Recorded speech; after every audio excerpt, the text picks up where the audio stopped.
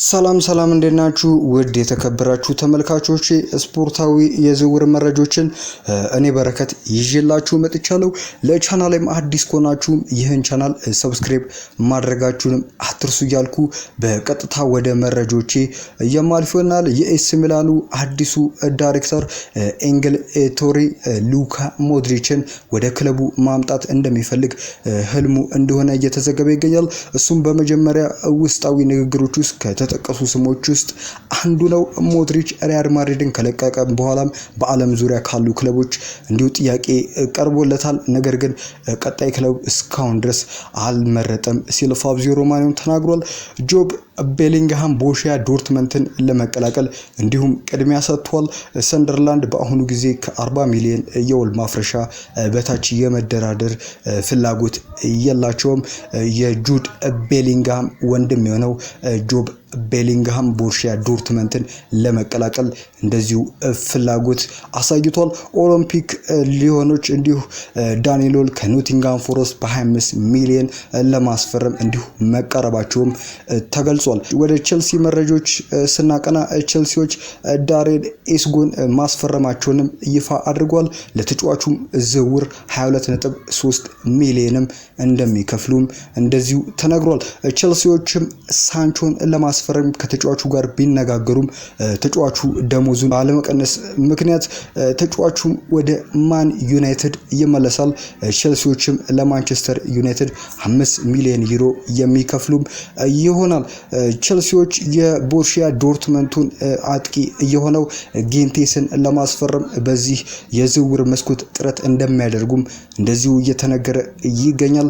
ጌንቴስ በዚህ ክረምት ቦሩሲያ ዶርትመንትን ይለቃል እየተባለ የሚገኝም ተጫዋች ነው።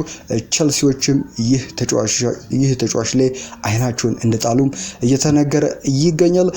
ማይክ ሚግናን ከኤሲ ሚላን ጋር አዲስ ኮንትራት አልተፈራረመም። ይህ ደግሞ ቼልሲዎች ያውቃሉ። ፈረንሳዊውን ግብ ጠባቂ ከድሮ ጀምሮ በክለቡ የገዢ ዝርዝር ውስጥ የሚገኝ እንዲሁ ግብ ጠባቂ ሲሆን ቼልሲዎች ከኤሲ ሚላን ጋር ተጫዋቹን ማስፈረም ስለሚችሉበት ሁኔታም እየተነጋገሩ እንደሚገኝም ፋብሪዚዮ ሮማኖም አረጋግጧል። ቼልሲዎችም ሁጎ ኢኪቲኬን ለማስፈረም መደበኛ የዝውውር ጥያቄ ለፍራንክፈርት አቅርቧል። ይሁን እንጂ አሁን ፍራንክፈርቶች ወደ ካዝናቸው ማስገባት የሚፈልጉት 54.3 ሚሊዮን ፓውንድ ለመክፈል ፍቃደኛ ለሆነ ክለብ እንዲሁ ኢጊቲኬን እንደሚለቁት እየተነገረ ይገኛል። እንዲሁ ወደ ማንቸስተር ዩናይትድ የዝውውር መረጃዎች እንዲሁ ስናቀና ማንቸስተር ዩናይትዶች ሚቦሞን ለማስፈረም እንደዚሁ ስማቸው ከሚቦሞ ጋር እየተያያዘ የሚገኝ ተጫዋች ነው።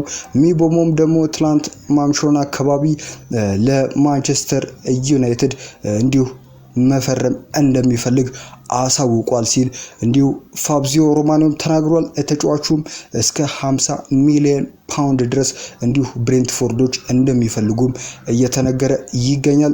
ይህም ተጫዋች ወደ ማንቸስተር ዩናይትድ የማቅናት ነገሩ አሁን ላይ እርግጥ እየሆነ ያለ ይመስላል። ኢንተር ሚላኖች በቅርብ ቀናት ውስጥ ከራስሙስ ሆይሉንድ ወኪል ጋር ግንኙነት አድርጓል። ከሁለት ቀናት በፊትም እንደተገለጸው ሆይሉንድ በኢንተር እጩ ዝርዝር ውስጥ ካሉ ዋና አማራጮችም አንዱ ነው ሲል ፋብሪዚዮ ሮማኖ አረጋግጧል። ብሩኖ ፈርናንዴዝም ከክለብ አልሃሊ ጋር የቀረበለትን ጥያቄ ውድቅ አድርጓል ሲል ፋብሪዚዮ ሮማኖ እንደዚሁ አረጋግጦታል። ብሩኖ ፈርናንዴዝ ስሙ ከአልሂላል ጋር በስፋት እየተያዘ እንዲሁ ይገኛል። ይህም ተጫዋች ወደ አልሂላል መሄድ እንደማይፈልግና ጥያቄውን ውድቅ እንዳደረገ እየተገለጸ ይገኛል። ወደ አርሰናል መረጃዎች ደግሞ ስናቀና የአርሰናል አመራሮች አጥቂ ለማስፈረም ከመወሰናቸው በፊት በቪክተር ዩኬሬሽና በቤንጃሚን ሼሽኮ መሃል ያለው ልዩነት እየመረመሩ እንደሚገኙም እንደዚሁ ተገልጿል። አርሰናሎች ከሁለቱ ተጫዋቾች ጋር ንግግርም እንዲሁ ማድረጉም ተዘግቧል ሲል ዘ አትሌቲክም ዘግቦታል። አርሰናሎችም ከሌሮ ሳኔ ጋር እንዲሁ ንግግር አድርጓል። እናም ሳኔ በሙኒክ ያለውን ኮንትራት ካላራዘመ ወደ አርሰናል የሚያቀናበት እድል ሰፊ እንደሆነም እንደዚሁ ዴቪድ ኦርነስቲም ዘግቦታል። አሌክሳንደር ዚንቼንኮ በክረምቱ ክለቡን ይለቃል ተብሎ ይጠበቃል። በተጨማሪም ይህ የውድድር ዓመት በውሰት ያሳለፉት ሎኮንጋ ካሬል ሄኒን ክለቡን የሚለቁ ሌሎች ተጫዋቾች ናቸው። ሬስ ኔልሰን ከጉዳቱ አገግሞ ለመጫወት የሚችልበት ደረጃ ላይ ካለ በቋሚም የሚሸጡት ይሆናል። እንዲሁ ፋቢዮ ቬራ ደግሞ ሁኔታው አሁን ድረስ እንዲሁ እንዳልተገለጸ እየተነገረ ይገኛል። አርሰናሎችም ራሂም ስተርሊንግን በአርሰናል የሚኖረውን ቆይታ እንደ ማራጀሚያ እስካሁን በይፋ አልተገለጸም። ነገር ግን የሚጠበቀው በዚህ ክረምት እንዲሁ ራሂም ስተርሊንግ ሊለቅ እንደሚችል ነው መረጃዎች የሚጠቁሙት።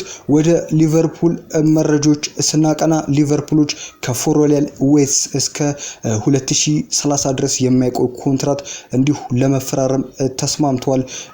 ቢሆንም ግን ሊቨርፑሎች በሊቨርኩሰን መሃል በስምነት ሊደርሱ አልቻሉም። ሊቨርፑሎች በ130 ሚሊዮን ዩሮ ውድቅ ከተደረገበት በኋላም 150 ሚሊዮን ለማቅረብም እየተዘጋጀ እንዳለም እንደዚሁ ተዘግቧል። ባለፉት ሳምንታትም ኢብራሂም ኮናቴ ወኪልና ሊቨርፑል መካከል እየተደረገ የነበረው አዲስ ኮንትራት ድርድር እድገት እንዳሳየም እየተገለጸ ይገኛል።